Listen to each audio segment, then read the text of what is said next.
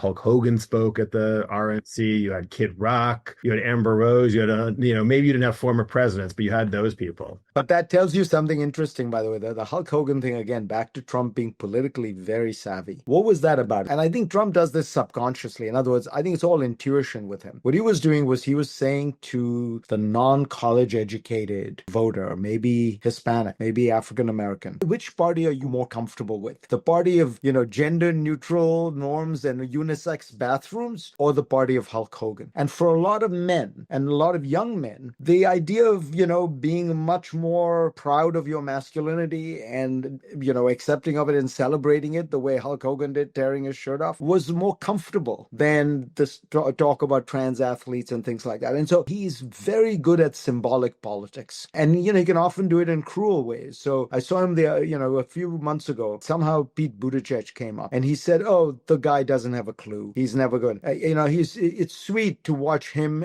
and his husband go to work together. And what he was doing there was just reminding people, by the way, just remember he's gay. It's like Trump is very clever at the dog whistle. How do you just remind people they're different? He's very good at othering.